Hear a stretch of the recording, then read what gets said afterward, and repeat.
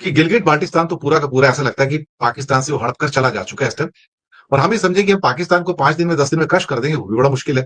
तो गिलगिट बाल्टिस्तान वो हिस्सा है जहां के बिल्कुल सेंटर से स्कर्दू और ये गिलगिट है, वहां से वाइड रेंजिंग सीपेक प्रोजेक्ट जाता है, जो अब एक्सटेंड किया काबुल तक और बाद में ईरान को टच कर रहा है। और चाइना का ये कहना है कि अगर आप सीपेक को टच करते हो वहां पे आके, तो it will be deemed as a attack on the China. नाजरीन, जैसा कि आपने हाईलाइट में देखा, मजीद वीडियो कुछ सेकंड के बाद आपके साथ शेयर करते हैं। कहते हैं कि ख्वाब देखना बुरी बात नहीं है, लेकिन ख्वाब भी अपनी औकात में रहकर देखने चाहिए। लेकिन अगर औकात से बढ़कर ख्वाब देखे जाएं तो वो आपके लिए बहुत ज़्यादा नुकसानदा हो सकते हैं। भारती, जीडी बख्शी और गौरव आर्या जैसे लोग रोज़ अपने यूट्यूब चैनल पर बैठकर अपनी आवाम को बेवकूफ़ बनाते हैं और रोज़ पाकिस्तान को फतह करके यूट्यूब चैनल को बंद करके सुकून से बैठ जाते हैं, जबकि भारत के अंदर से ही भारतीय तजिया नगार इन दोनों का मुंह बंद करते रहते हैं और किसी भी पाकिस्तानी को जवाब देने का मौका ही नहीं मिलता, क्योंकि भारतीय खुद ही इन्हें जवाब दे देते हैं। आज की वीडियो में हम आपको दिखाएंगे कि कैसे भारतीय तजिया नगार ये बता रहा है कि पाकिस्तान के गिलगित बल्तिस्तान और आज़ाद कश्मीर पर कब्जा करना तो दूर की बात, पाकिस्तान के एक छोटे से हिस्से पर भी कब्जा नहीं किया जा सकता और पाकिस्तान भारत के पड़खच्चे उड़ा देगा जरा सी भी हरकत की तो चलिए आपको मजीद भारतीय तजिया निगार की जुबानी सुनाते हैं और दिखाते हैं कि वो इस बारे में क्या कुछ कह रहा है। लेकिन उससे पहले आप लोगों से गुजारिश है कि अगर आपने हमाद रिएक्ट चैनल को सब्सक्राइब नहीं किया तो चैनल को लाजमी सब्सक्राइब कर दें, बेल आइकॉन को दबा दें ताकि आने वाली तमाम वीडियोस आप तक बआसानी पहुंच सकें। कमेंट सेक्शन में अपनी कीमती राय का इजहार लाजमी किया करें। गिलगिट बाल्टिस्तान तो पूरा का पूरा ऐसा लगता है कि पाकिस्तान से वो हड़प कर चला जा चुका है इस टाइम। और हम ये समझे कि हम पाकिस्तान को 5 दिन में 10 दिन में क्रश कर देंगे, वो भी बड़ा मुश्किल है। क्योंकि यूके का एक बड़ा पार्ट जो है वो गिलगिट बाल्टिस्तान है, करीब 70-72 हजार किलोमीटर का है, स्क्वायर किलोमीटर का है।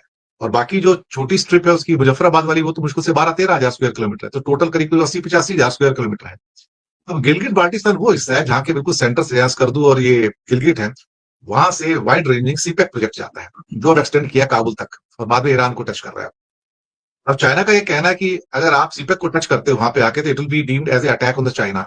तो फिर वहां पे हमारे लिए एक तरह से स्थितियां बदल गई हैं। तो मैं मतलब मेरी प्रेजम्पशन ये है, हो सकता है मैं गलत भी हूं, तो भारत के लिए मुसीबतें वेस्टर्न फ्रंट में भी बढ़ती हुई नजर आ रही हैं। और अब उसके पास स्टेल्थ टेक्नोलॉजी भी आ रही है साथ।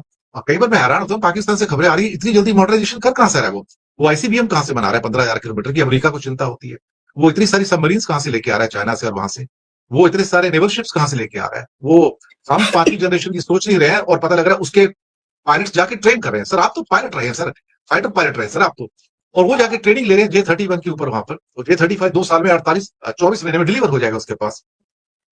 हमारे लिए चिंता है सर वहां पर। मैं इन चिंताओं के ऊपर आपसे एक लास्ट ये उत्तर लेना चाहूंगा, और कुछ और अगर आप कहना चाहें मेरे दर्शकों से आप कहिएगा। हालांकि ये डिस्कशन बहुत लंबे होते हैं, इनका कोई अंत नहीं है, लेकिन कहीं ना कहीं तो अंत करना पड़ेगा। बिल्कुल सही बात है कि उनकी क्रेडिट कार्ड इकोनॉमी है, उनका यह हालत हो रखी है, तो मिलिट्री मॉडर्नाइजेशन कैसे हो रही है?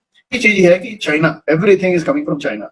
अब आप देखिए, पहले यूएसए से भी आता था, जब उनकी लड़ाई, जब यूएसए को हेल्प कर रहे थे वो एंटी टेरर ऑपरेशन में अफगानिस्तान में। अब क्या है, सब कुछ चाइना से आ रहा है। तो जो F-31 की बात की आपने, 5th जनरेशन एयरक्राफ्ट की, न्यूज में आता रहता है। अभी आपका J-10C की न्यूज आई थी कि बांग्लादेश लेगा। तो आप राइट है कि हमारे चारों तरफ चाइनीज इन्फ्लुएंस बढ़ते जा रहा है। तो यू वेरी राइट कि हमारी जो नेबर्स फर्स्ट पॉलिसी है, हमने स्लोगन तो अच्छे दिए हैं, लेकिन we are losing neighbours like anything. जैसे Bangladesh is the latest example, और सिर्फ एक भूटान बचा है जो कि हमारे उसमें है। वो भी जो नई जनरेशन है वो एक्सपेरिमेंट करने के लिए रेडी है चाइना के। वो भी चला गया सर, वो भी चला गया सर, वो भी नहीं बचा। तो ऐसा है कि not only grants, not only money, we need to be magnanimous in our approach as far as neighbours are concerned. वो कहते हैं ना, बिग ब्रदर एटीट्यूड जो होता है, तो अगर आप बिग ब्रदर एटीट्यूड रखेंगे और ये छोटे वालों को थप्पड़ मार के बिठा के रखेंगे तो और काम नहीं चलेगा। You have to take them together. तो वो थोड़ी हमारी पॉलिसी, हमारी प्रॉब्लम्स कम हो जाएंगी। अभी क्या है, हमारे साथ इतने इरिटेंट्स हैं चारों तरफ की, वो हमारा बिकम अ बिग प्रॉब्लम। और जो चैलेंज है वो हमारे लिए बिग प्रॉब्लम बनती जा रही है। लेकिन पाकिस्तान में जो है 5th जनरेशन एयरक्राफ्ट की बात आप रही है, JF-17 लिए उन्होंने चाइनीज हेल्प के साथ। तो ये सारी चाइनीज टेक्नोलॉजी उधर आ रही है, और चाइना ने टोटल कंट्रोल में रखा है पाकिस्तान को अपने अपना। दूसरी चीज आपने बहुत सही कही कि जो आपकी CPEC है, ये जा रही है थ्रू मुलाजा की। मजीद ऐसी वीडियोस देखने के लिए हमारे चैनल को सब्सक्राइब और वीडियो को लाइक लाजमी कर दें।